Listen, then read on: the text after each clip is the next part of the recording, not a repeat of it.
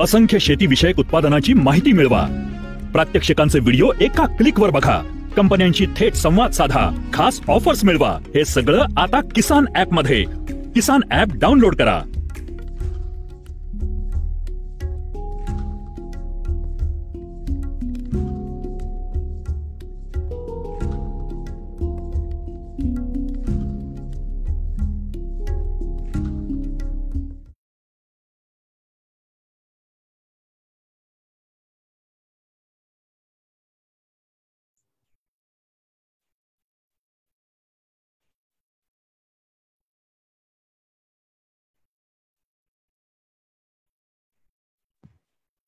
सुरू करूया।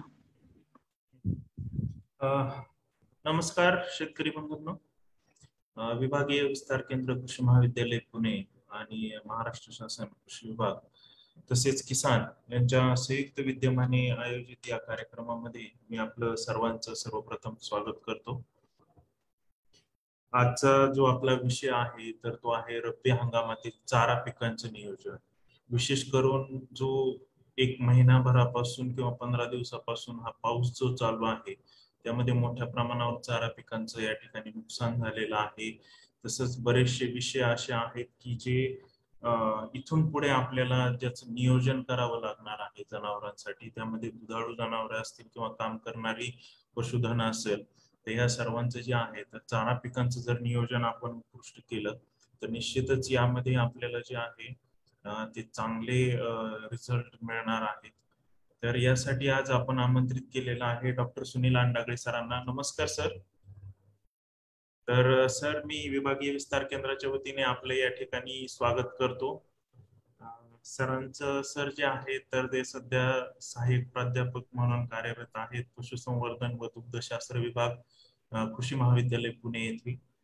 आणि सरांचं जे आहे तर चारा पिकांमध्ये सरांचे आतापर्यंत जे आहे संशोधन आहे, तसेच विविध विषयांवर सरांनी आतापर्यंत शेतकऱ्यांना मार्गदर्शन केलेलं आहे। तसेच सर एक शास्त्रज्ञ म्हणून देशी गाय संशोधन प्रकल्पामध्येही सर काम करत आहेत आणि सध्या त्यांचं तिकडचं कामही जोरात चालू आहे। तर सरांना मी या ठिकाणी विनंती करतो की सर, आजचा जो आपला विषय आहे रब्बी हंगामातील चारा पिकांचे नियोजन, तर यावरती आपण शेतकऱ्यांना मार्गदर्शन करा। मी स्क्रीन शेअर करतो। येस। स्क्रीन दिसते जोगदंड सर? नाही सर, अजून नाही दिसत। शेअर स्क्रीन करा पुन्हा एकदा।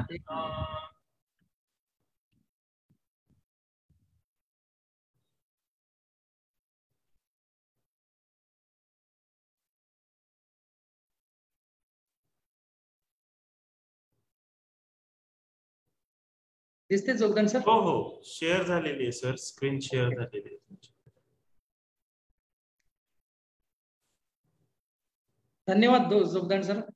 आजच्या या महात्मा फुले कृषी विद्यापीठ राहुरी अंतर्गत विभागीय विस्तार केंद्र कृषी महाविद्यालय पुणे व कृषी विभाग महाराष्ट्र शासन यांच्या संयुक्त विद्यमाने जो शेतकरी शास्त्रज्ञ संवाद कार्यक्रम आहे रब्बी हंगाम 2021, आजच्या विषयासाठी आजचा माझा विषय आहे जनावरांसाठी चारा व्यवस्थापन, विशेषतः यामध्ये रब्बी हंगामामध्ये चाऱ्यांचं नियोजन कसं करावं।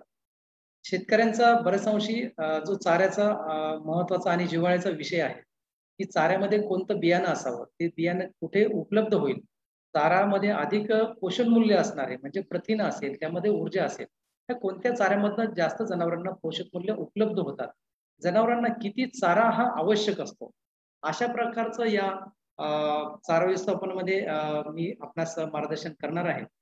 तर आपण प्रथमतः बघूया की एक दृष्टिक्षेप टाकताना चारा या दुग्ध व्यवसायामध्ये एक दृष्टिक्षेप टाकताना एक लक्षात घ्या की चारा हा अतिशय महत्वाचा घटक आहे.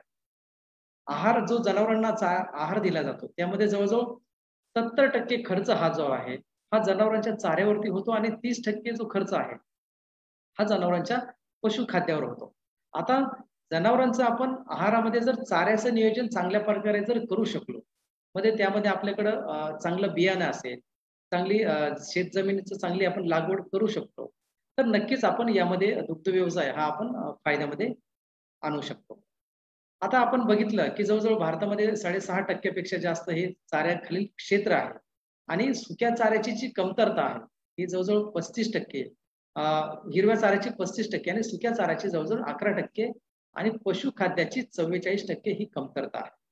आता म्हणून ही कमतरता नेहमीच भासत असते आणि त्यासाठी आपल्या दुग्ध व्यवसायाचे चांगले नियोजन करण्यासाठी चारा पिकांची लागवड, जनावरांसाठी लागणारा विविध चारा, त्यामध्ये हिरवा चारा असेल, वाळलेला चारा असेल आणि पशुखाद्य यांचं जर आपण चांगलं नियोजन करू शकलो तर आपला हा दुग्ध व्यवसाय आहे हा नक्कीच यामध्ये फायदेशीर होईल.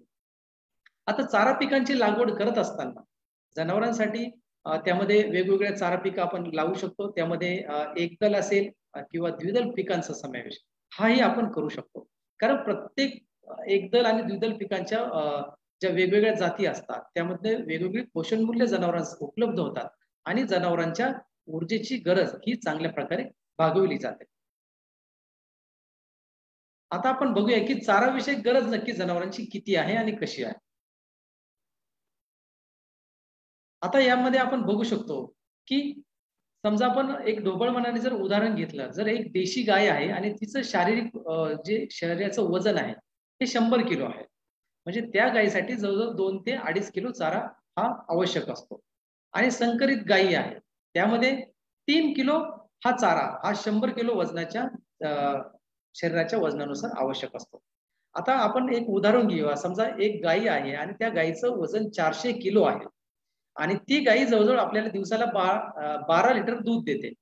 तर अशा गायीसाठी 12 किलो चारा जो आहे त्यामध्ये 8 किलो हा चारा जो आहे त्यामध्ये हिरवा चारा आपण देऊ शकतो. त्या हिरव्या चारामध्ये आपण 50% धान्यवर्गीय चारा, त्यानंतर 50% शेंगवर्गीय चारा, त्यानंतर जो जवळजवळ 5.5 किलो चारा जो आहे हा आपण वाळलेला चारा देणं आवश्यक आहे. आता ते करत असताना आपण त्या गायीसाठी खुराक सुद्धा देणं तितकंच महत्वाचं आहे. म्हणजे त्या गायीसाठी जवळजवळ 400 किलो जर वजन असेल त्या गायीला, तर त्या गायीला 4 किलो पशुखाद्य म्हणजे खुराक आवश्यक असतं.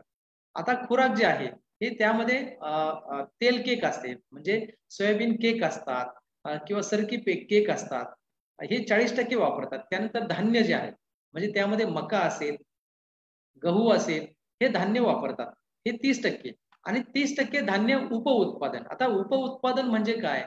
शिवाय आपण याला म्हणू राईस म्हणजे भात. मग त्यामध्ये भाताचा जो उपपदार्थ आहे राईस ब्रॅन हा वापरला जातो. नंतर व्हीट आहे म्हणजे गहू, तर त्याचा उपपदार्थ व्हीट ब्रान आहे. अशा उपलब्ध जे आपल्याकडे पदार्थ असू शकेल त्यामधनं सुद्धा आपण खाद्य जनावरांसाठी पशुखाद्य आपण तयार करू शकतो.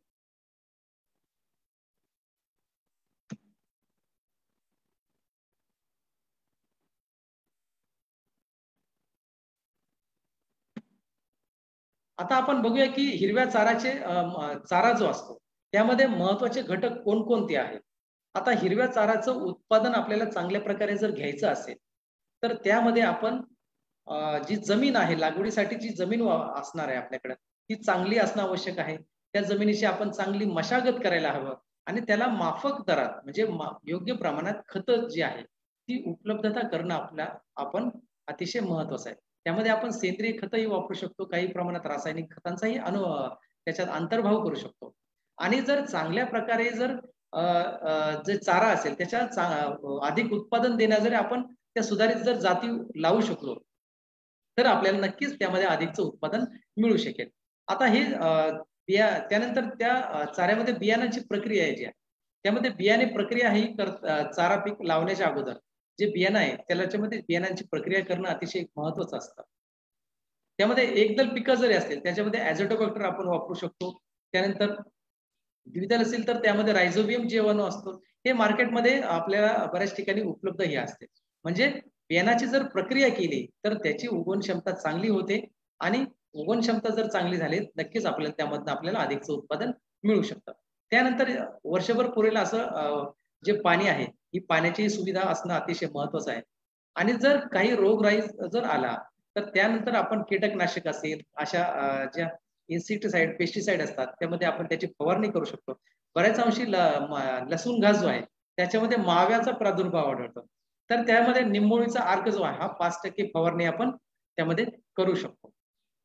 आणि संकरित नेपेर आहे. आता सगळ्यात जवळजवळ शेतकऱ्यांकडे संकरित नेपेर जो आहे हे मोठ्या प्रमाणात विद्यापीठाच्या मार्फतही उपलब्ध झालेलं आहे आणि बऱ्याच लोकांनी त्याचं मोठ्या प्रमाणात लागवड केली आहे. संकरित नेपेर मध्ये बऱ्याच अंशी मर या रोगाचं रोग दिसतो. तर त्यामध्ये जैविक खत हे अतिशय प्रभावी ठरलंय. त्यामध्ये ट्रायकोडर्मा या जैविक खताचा जर वापर केला तर नक्कीच त्यामध्ये आपल्याला त्यापासून फायदा होऊ शकतो. आता कापणी व्यवस्थापन.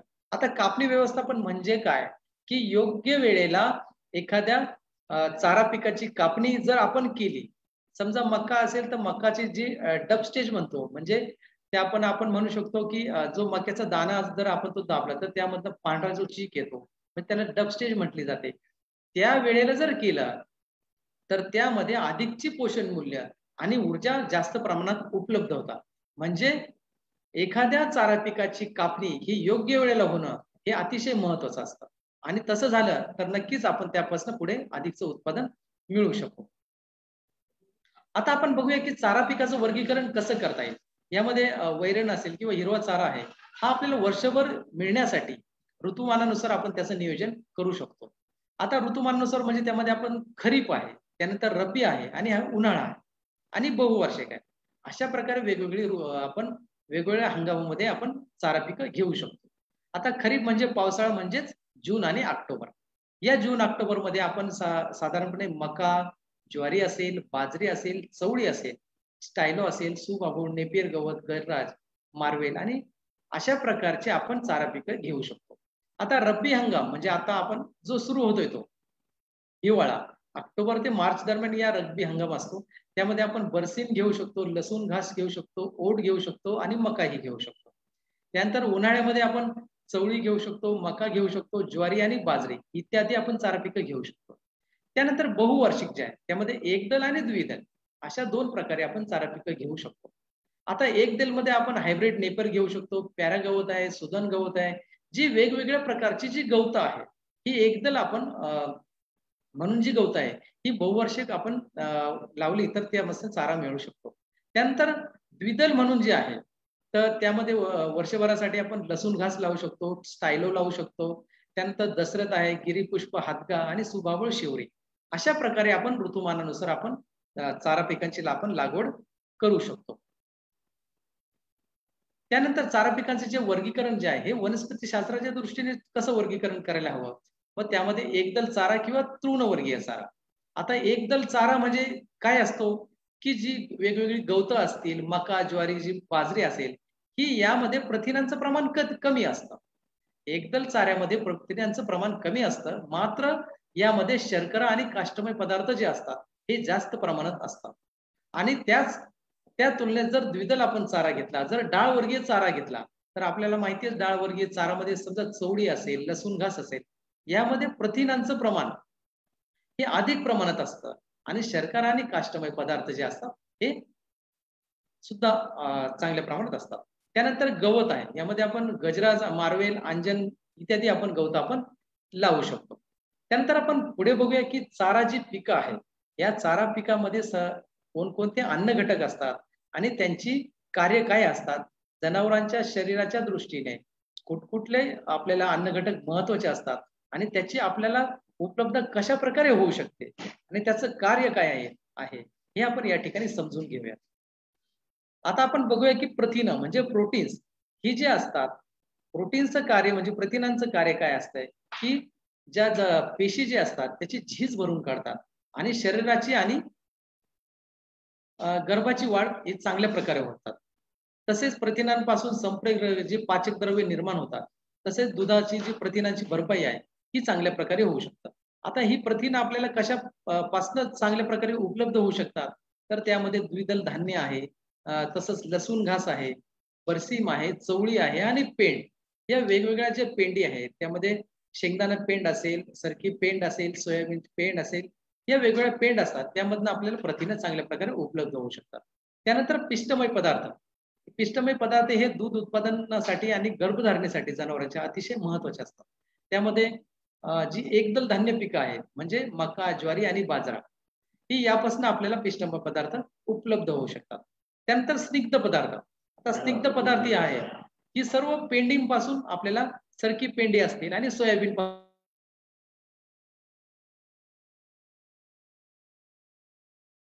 जनावरांचे आहार चांगल्या प्रकारे जर योग्य प्रमाणात असतील तर त्या जनावरांना ऊर्जा निर्मितीसाठी अतिशय महत्वाचे असतात.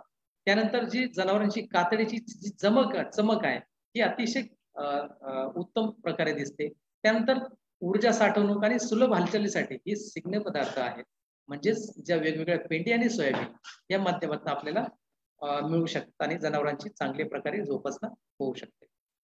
त्यानंतर आपण जर बघितलं जी काष्टमय पदार्थ आहेत, ही काष्टमय पदार्थ जी आहेत हे सर्व प्रकारच्या वाळलेला चारा असेल, कडबा असेल आणि सरमाट असेल किंवा मक्का आणि जी वेगवेगळी गवत असतात यामधनच काष्टमय पदार्थ आपल्याला जनावरांसाठी उपलब्ध करून द्यायला हवेत.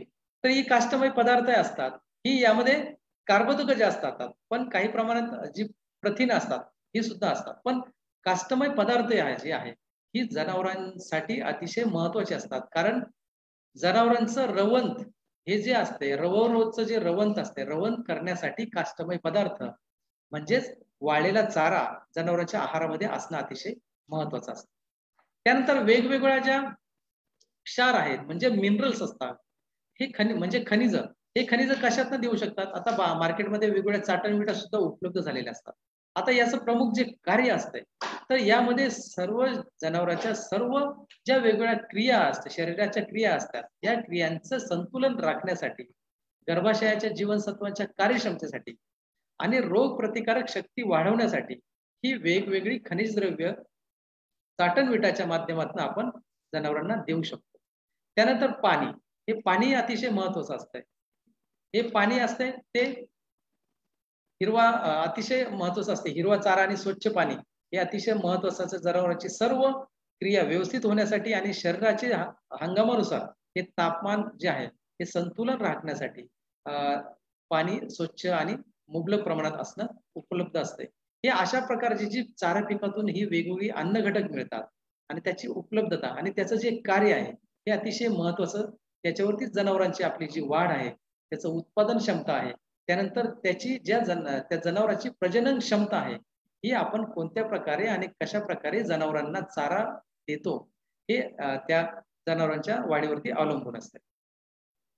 त्यानंतर वर्षभरासाठी हिरवा चाऱ्याचं नियोजन. आता खरीप हंगाम जो आहे आता या ठिकाणी मी या ठिकाणी जो 28.5 टनचे प्लॉटचं उत्पादन दाखवलेलं आहे. आता या ठिकाणी जवळजवळ एकूण 60 आर क्षेत्र आहे आणि या क्षेत्रामध्ये आपण वेगवेगळी पिकं घेऊ शकतो. त्याचं वेगवेगळं आपल्याला उत्पादन मिळू शकतं.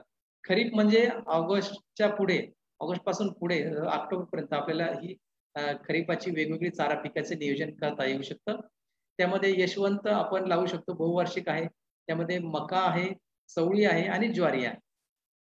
जर आपण अशा प्रकारे जर चारा पिकाचं नियोजन केलं जवळजवळ 60 आर क्षेत्रावरती तर त्यापासून आपल्याला जवळजवळ 28.5 टन चारा प्रति प्लॉट उपलब्ध होऊ शकतो.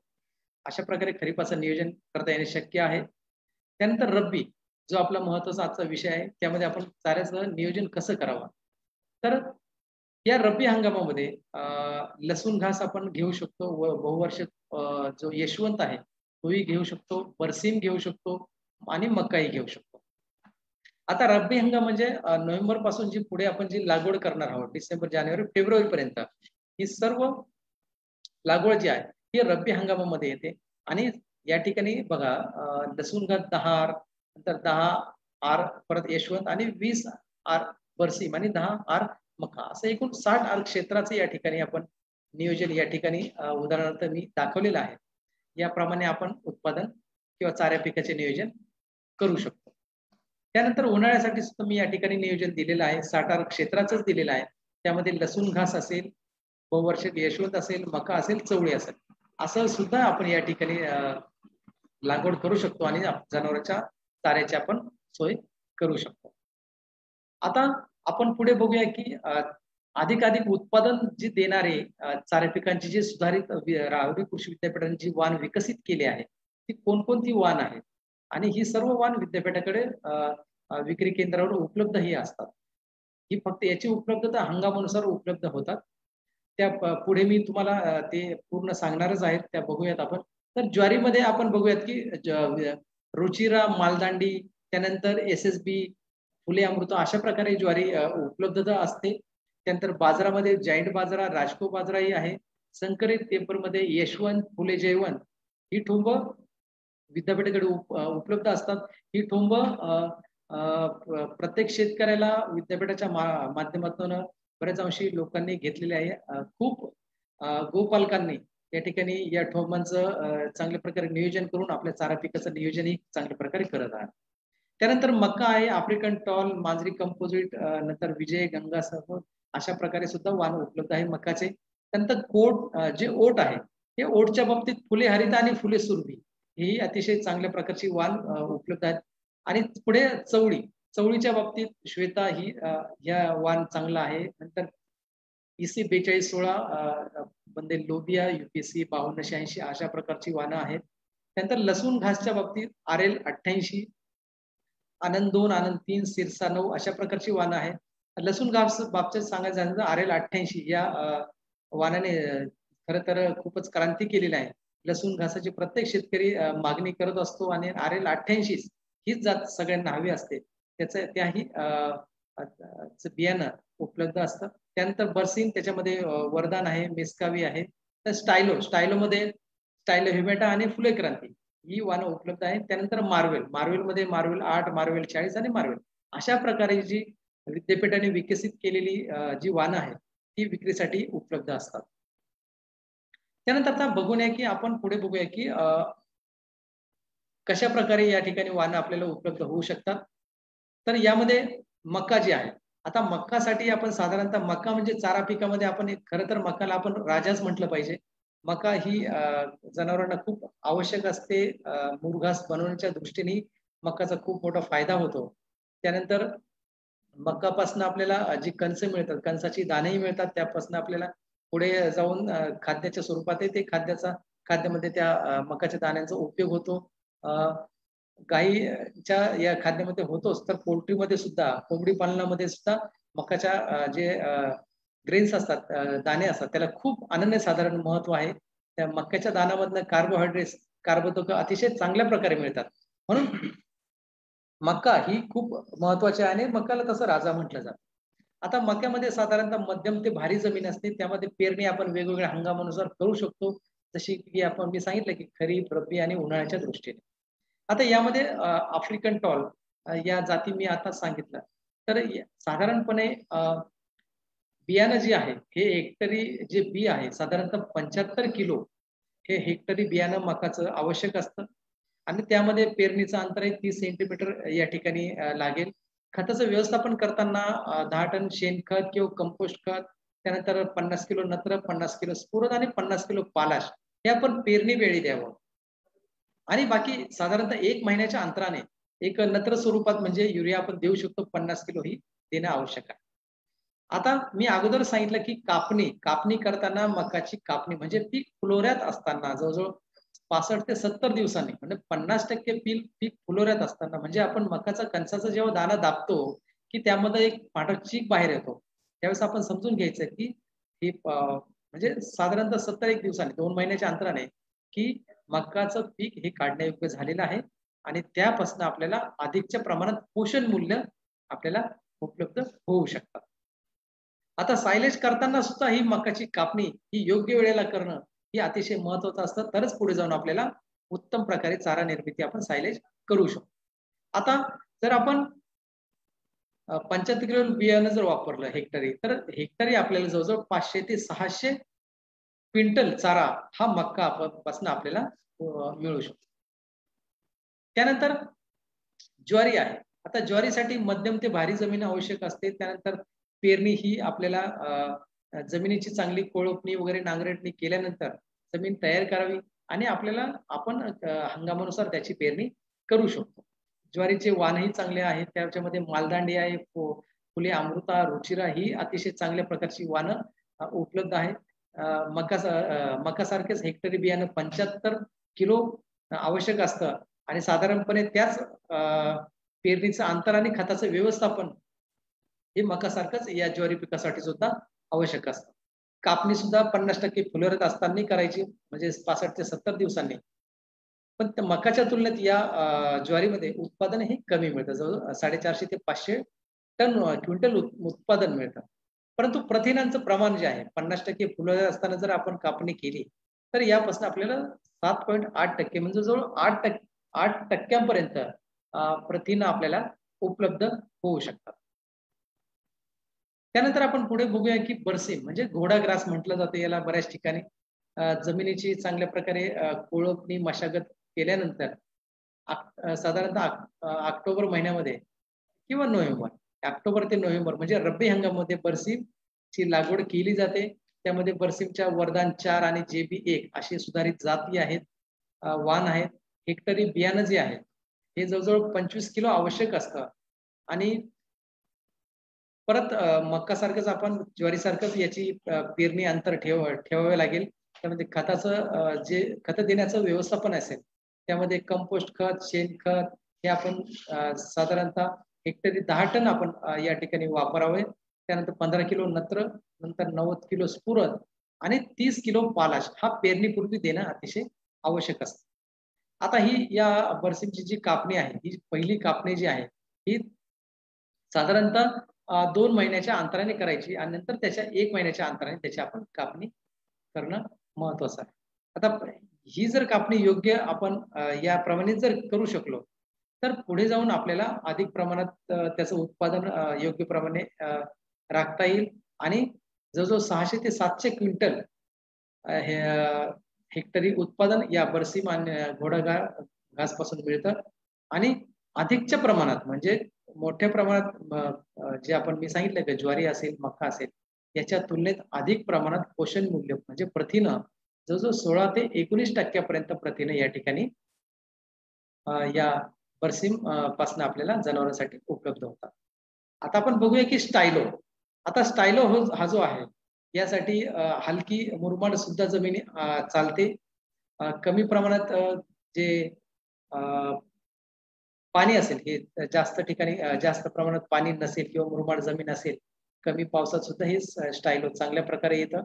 फुले क्रांती आणि स्टायलो ह्युमिटा ही अतिशय नावाजलेली स्टायलोमध्ये महात्मा फुले कृषी विद्यापीठाने विकसित केलेली वाण उपलब्ध आहेत. त्यानंतर 10 किलो हेक्टरी बियाणं आवश्यक असतं आणि 30 सेंटीमीटर ओळीत असं पेरणी अंतर असावं. खते देण्याच्या दृष्टीने जो हेक्टरी साधारणतः 20 किलो नत्र आणि 40 किलो स्फुरद हे आवश्यक असतं. आता याची वर्षाला कापणी केली म्हणजे एका वर्षामध्ये साधारणतः 4 ते 5 कापण्या या एका वर्षामध्ये मिळतात. त्यापासून जवळजवळ 250 ते 350 क्विंटल ही उत्पादन स्टायलोपासून मिळतं आणि 12 ते 14% पोषण मूल्य हे उपलब्ध होतात. त्यानंतर आपण बघूया की जायंट बाजरा. हलकी ते मध्यम जमीन आवश्यक असते. जमिनीची योग्य प्रमाणात चांगल्या प्रकारे मशागत करावी. मागील काही पिकं घेतली असतील किंवा काय तर त्यामध्ये जो असणारा कचरा असेल किंवा जी हे पडलेलं असेल तर ते चांगल्या प्रकारे उचलून घ्यावं. चांगल्या प्रकारे नंतर आपल्याला जमीन नांगरट करून कुळवणी करून तयार करून घ्यावी. आता जायंट बाजारामध्ये आपण या वेगळ्या व्हरायटी आपण लावू शकतो. पेरणी जी आहे खरीप आणि उन्हाळीमध्ये आपण करू शकतो. साधारणतः जे खताचं व्यवस्थापन आहे त्यामध्ये साधारण 10 टन शेणखत, कंपोस्ट खत, नंतर 25 किलो नत्र, 40 किलो स्फुरद आणि 30 किलो पालाश पेरणीच्या वेळी आणि नंतर साधारणतः 50 दिवसानंतर 25 किलो नत्र जे आहे हे 1 महिन्याच्या अंतराने द्यावे. 60 ते 65 दिवसाच्या अंतराने कापणी आपण करू शकतो. जवळजवळ 450 क्विंटल उत्पादन हेक्टरी या जायंट बाजारापासून मिळतो आणि साधारणतः 7 ते 9% प्रथिन उपलब्ध होतात. आता पुढे आपण बघूया की संकरित नेपियर. यासाठी जमिनीची योग्य प्रकारे मशागत करावी, जशी नांगरट असेल, त्याच्यानंतर जी कुळवणी असेल, योग्य व्यवस्थित चांगल्या प्रकारे केल्यानंतर जी जमीन लागवडीयोग्य करावी. या संकरित नेपेरसाठी मध्यम ते भारी जमीन आवश्यक असते. आणि सुधारित वाहनं जी आहे ही यशवंत आणि फुले जैवत ही विद्यापीठाने विकसित केलेली जी वाहनं आहेत ही अनेक शेतकऱ्यांकडे उपलब्ध झालेली आहेत. अनेक शेतकरी या वाहनांचा चांगल्या प्रकारे वापर करत आहे. त्या माध्यमातून जनावरांना चारा उपलब्ध होत आहे. आता यामध्ये आपण पेरणी जी आहे हे जून ते ऑगस्ट मध्ये आपण यामध्ये ठोंब लावू शकतो. साधारणतः हेक्टरी जे आहे 1 हेक्टरसाठी साधारणतः एका ठिकाणी आपण 2 ठोंब लावावेत. त्यापासून जवळजवळ 25,000 ठोंब जे आहे ही हेक्टरी यासाठी आवश्यक असतात. आणि खत 20 टन शेणखत, 50 किलो नत्र, 40 किलो स्फुरद, 20 किलो पालाश असं खत व्यवस्थापन करावं. त्यानंतर जी कापणी आहे ही 60 दिवसानंतर करावी आणि नंतर पुढे जाऊन 40 दिवसानंतर कापणी सुरू करावी.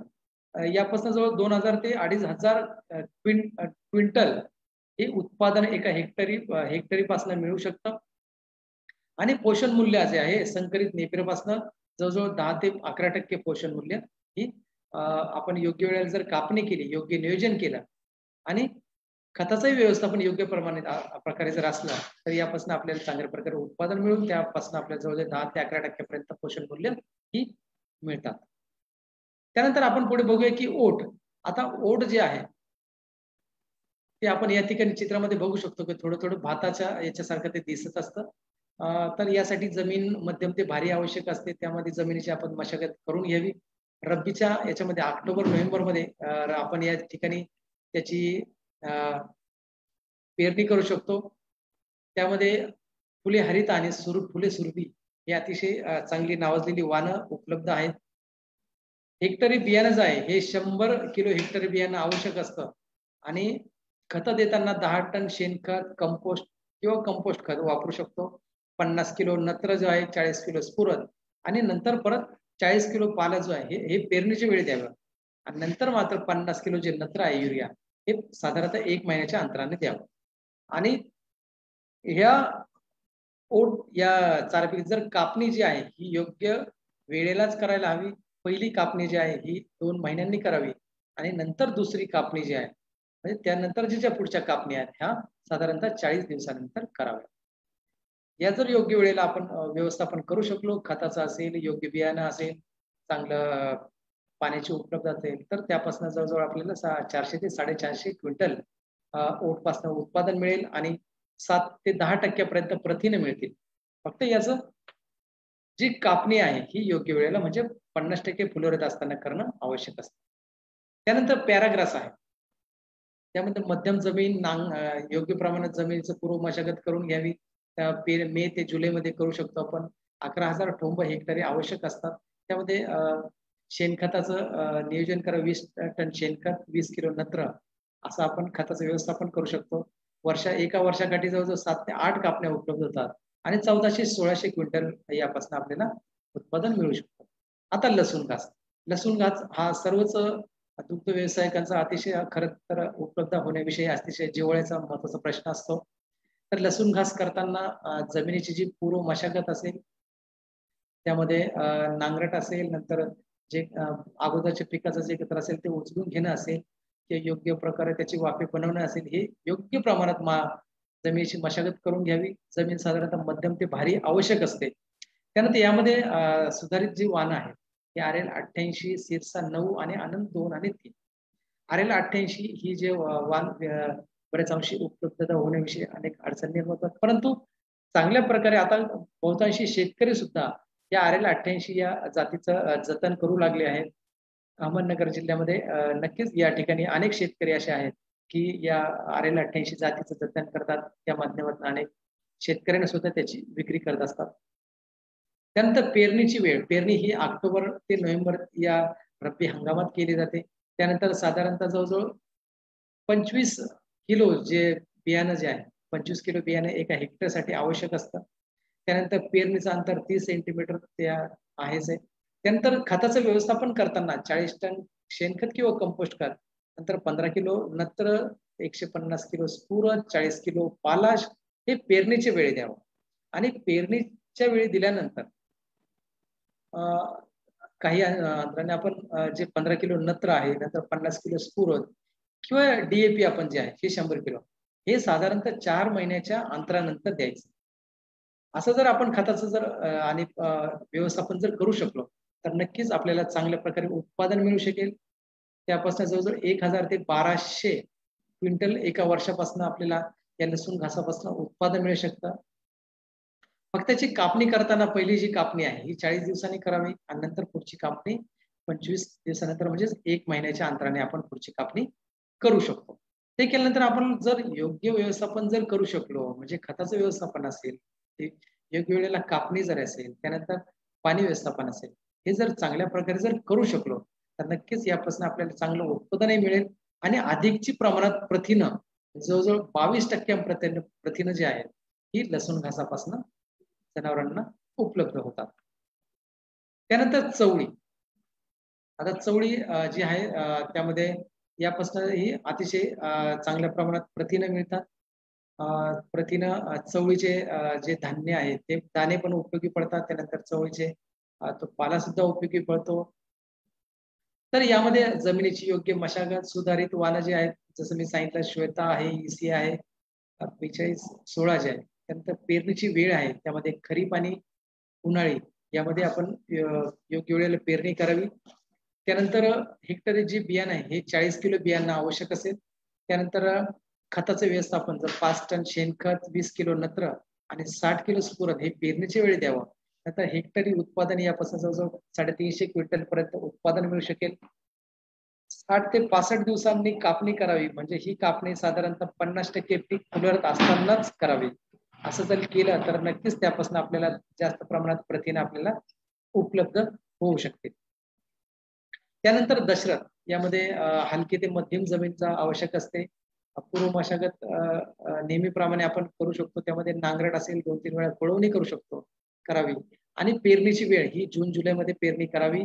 पेरणीचा अंतर जसा 60 ते 100 सेंटीमीटर अंतर असावं होईल. त्यात 15 किलो जी बियाणं आहे हेक्टरी बियाणं दशरथचं आवश्यक असतं. त्यामध्ये खताचं व्यवस्थापन करताना नत्र आणि पालाश हे 20 किलो आणि 50 किलो स्फुरद हे एका हेक्टरसाठी देणं अतिशय आवश्यक असतं. साधारणतः एका वर्षापासून 4 ते 5 कापण्या मिळतात आणि जवळजवळ 12% पर्यंत प्रथिन आपल्याला दशरथ पासून मिळतात. आता मार्वेल गवत. आता हे अतिशय म्हणजे फुले गोवर्धन संकरित नेपियर आलं होतं नंतर त्यानंतर फुले गोवर्धन आलं. ही मार्वेल गवताची एक सुधारित जात महात्मा फुले विद्यापीठानं विकसित केली आहे. या साठी साधारणतः जमीन जी आहे मध्यम तर भारी आणि कसदार जमीन आवश्यक असते आणि पूर्व मशागत करताना नांगरट आणि 2 वेळा जर कुळवणी आणि चांगली जर जमीन योग्य प्रकारे आपण करू शकलो तर नक्कीच यापासून आपल्याला अधिकचं उत्पादन मिळू शकतं. आता यासाठी फुले गोवर्धन ही जी मार्वेल गवताची सुधारित वाण आहे अतिशय चांगलं उत्पादन देते. हेक्टरी जी कांड्यांची संख्या आहे या कांड्यांची संख्या लावताना जवळजवळ 75,000 कांड्या संख्या आवश्यक असते. पेरणीचं अंतर ओळी जे आहे 45 ते 30 सेंटीमीटर असावा. पेरणीची वेळ खरीप आणि उन्हाळ्यामध्ये जून, ऑगस्ट आणि फेब्रुवारी ते मार्च अशा प्रमाणे असावे. आता खत व्यवस्थापन करताना हेक्टरी जवळजवळ 10 ते 15 टन शेणखत, 60 किलो नत्र आणि 40 किलो स्फुरद आणि 20 किलो पालाश अशा प्रकारची खतं देणं आवश्यक असतं.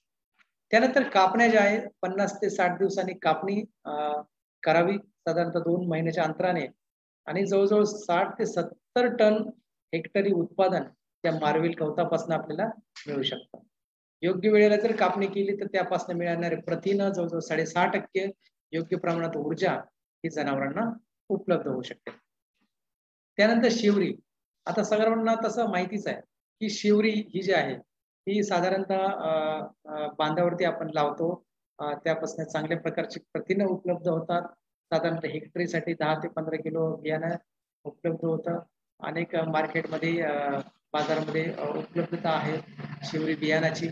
योग्य प्रमाणे थोड्या प्रमाणात खत व्यवस्थापन करून या ठिकाणी आपण शिवरी आपण या ठिकाणी घेऊ शकतो. त्यानंतर डोंगरी गवत आपण अनेक ठिकाणी बघतो डोंगरावरती अशा प्रकारचं गवत असतं.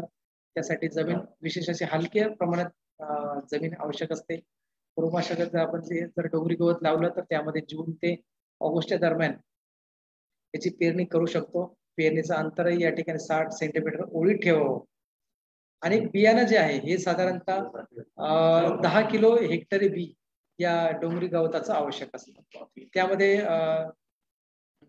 दरवर्षी म्हणजे एकदाच खत व्यवस्थापन करायचे. त्यामध्ये 50 किलो नत्र जे आहे हे जुलै किंवा ऑगस्टच्या या दरम्यान देणं आवश्यक आहे. त्यानंतर या वर्षाला 2 ते 3 कापण्या यापासून मिळतात आणि या डोंगरी गवतात जवळजवळ 5.5 ते 6% प्रथिने जनावरांस उपलब्ध होतात. त्यानंतर सेंचरस गवत आपण या ठिकाणी बघू शकतो की वरती ज्या गवताला वरती जो आलेला आहे त्याची आपण याची ओळख पटवू शकतो. त्यामध्ये जमीन मध्यम ते भारी पूर्व मशागत आपण नेहमीप्रमाणे करू शकतो.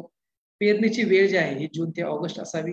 पेरणीचे अंतर नंतर साधारणतः हेक्टरी 8 ते 10 किलो बियाणं आवश्यक असतं. जुलै ते ऑगस्ट या काळात आपण खत व्यवस्थापन करताना फक्त वर्षातून एकदाच 50 किलो नत्र द्यावे. आता यामध्ये हेक्टरी उत्पादन जे आहे हे 200 ते 300 क्विंटल या सेंचरस गवसापासून मिळतं आणि वर्षाला 2 ते 3 कापण्या यापासून मिळू शकतात. आता ही अशा प्रकारची जी चारा पिकं जी बियाणं उपलब्ध असतात किंवा गवताची ठोंब जे असतात ही राहुरी कृषी विद्यापीठांतर्गत वेगवेगळी संशोधन योजना असेल, चारा प्रकल्प असेल, यामध्ये वेगवेगळ्या बियाणं असेल, गवताचे ठोंब उपलब्ध होत असतात. यामध्ये गवत संशोधन योजना ही महात्मा फुले कृषी विद्यापीठ राहुरीची. त्यानंतर अखिल भारतीय समन्वित चारा संशोधन प्रकल्प सुद्धा आहे. यामध्ये वेगवेगळ्या चारा पिकांचे संशोधन, वेगवेगळ्या व्हरायटी जाती उपलब्ध होतात. त्यानंतर बियाणे विभाग या ठिकाणी बियाणं चाऱ्याची बियाण्याचं उपलब्ध असतात आणि इतरही सर्व बियाणे या ठिकाणी उपलब्ध असतात. या ठिकाणी मी या ठिकाणी मुद्दामून या बियाणे विभागाचा फोन नंबर या ठिकाणी दिलेला आहे. बियाणे विभागाचा फोन नंबर 02426 243 355. त्यानंतर विद्यापीठाचं बियाणे विक्री केंद्र सुद्धा आहे. या ठिकाणी सुद्धा वरील प्रकारे चारा पीक बियाणे असतील किंवा इतर सर्व विद्यापीठामध्ये सर्व विकसित झालेले बियाणं असतील किंवा जे काही विक्री योग्यता हे असतील तंत्रज्ञान असेल ते पूर्ण या ठिकाणी उपलब्ध असतात. या ठिकाणचा बियाणे विक्री केंद्राचा नंबर जो आहे हा 02426 आणि 0243 345. अशा प्रकारचं चारा पिकाचं नक्कीच आपण नियोजन रब्बी हंगामात किंवा इतरही हंगामात जर केलं तर या ठिकाणी योग्य प्रमाणात आपल्याला चारा पिकांपासून नक्कीच उत्पादन मिळू शकेल. आणि असं जर योग्य प्रमाणात जर नियोजन केलं तरच आपण जनावरांना चांगल्या प्रकारे पोषण मूल्य असा चारा देऊ शकू आणि आपण त्यामधनं अधिकचं उत्पादन मिळू शकतो. धन्यवाद. या ठिकाणी जोगदंड सर. येस. धन्यवाद सर. तर आज या ठिकाणी आपण रब्बी हंगामातील चारा पिकांचं नियोजन पाहिलेलं आहे. शेतकरी बंधूंना विनंती आहे की जर प्रश्न असतील तर त्यांनी ते क्वेश्चन आन्सर सेक्शन मध्ये टाईप करायचे किंवा रेज हँड करूनही ते प्रश्न विचारू शकतात.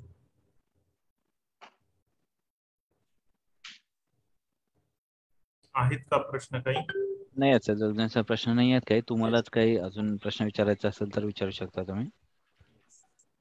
तसं फारच सविस्तर मार्गदर्शन होत आहे आणि यामध्ये जे आहेत बऱ्याचशा ठिकाणी जिथं काही आहे की लॉस झालेला आहे किंवा नुकसान झालेलं आहे अशा शेतकऱ्यांनाही मला वाटतं या मार्गदर्शनाचा निश्चित फायदा होईल, जेणेकरून पुढचा जो हंगाम आहे तर त्यामध्ये चारा पिकांचं नियोजन कशा पद्धतीने होईल आणि त्याचं जे आहे जास्तीत जास्त फायदा शेतकरी बंधूंनी घ्यावा. तर धन्यवाद दांडागे सर, आज आपण या ठिकाणी आलात आणि आपण जे मार्गदर्शन केलं तर त्याबद्दल मी विभागीय विस्तार केंद्र कृषी महाविद्यालय पुणे यांच्या वतीने आपला आभारी आहे सर. धन्यवाद. धन्यवाद. धन्यवाद सर.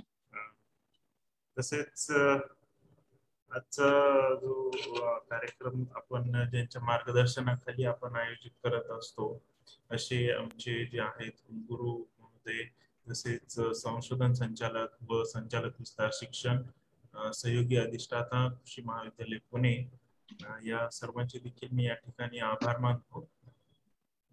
सर्वांना या ठिकाणी मी शेतकरी बंधूंना तसेच सर्वांना या ठिकाणी दसऱ्याच्या शुभेच्छा देतो. आणि आपला जो पुढचा कार्यक्रम आहे तर तो जसे की आपण सर्व जाणतो की आज आरोग्य ही फार महत्वाची गोष्ट झालेली आहे आणि ती विकत न घेता येणारी गोष्ट आहे. त्यामुळे 20 तारखेला आपण भेटणार आहेत याच कार्यक्रमात रानभाज्या व आपले आरोग्य या सदरामध्ये, आणि यावरती मार्गदर्शन आपल्याला करणार आहेत डॉक्टर कल्पना दहातोंडे मॅडम, भाजीपाला संशोधन अधिकारी, महात्मा फुले कृषी विद्यापीठ राहुरी. तर सर्वांनी या गोष्टीची नोंद घ्यायची आहे. सदर कार्यक्रम हा आपण फेसबुक वरही पुन्हा पाहू शकता. तसेच या कार्यक्रमाची जी पूर्ण सिरीज आहे तर ती आपण YouTube वरही लवकरच अपलोड करणार आहोत. धन्यवाद.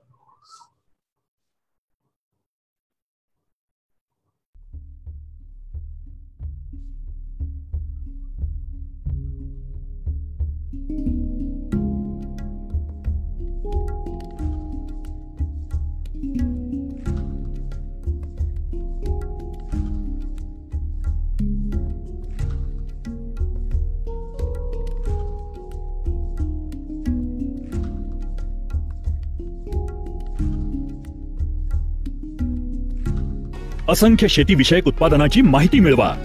प्रात्यक्षिकांचे व्हिडिओ एका क्लिकवर बघा. कंपन्यांशी थेट संवाद साधा. खास ऑफर्स मिळवा. हे सगळं आता किसान ऍप मध्ये. किसान ऍप डाउनलोड करा.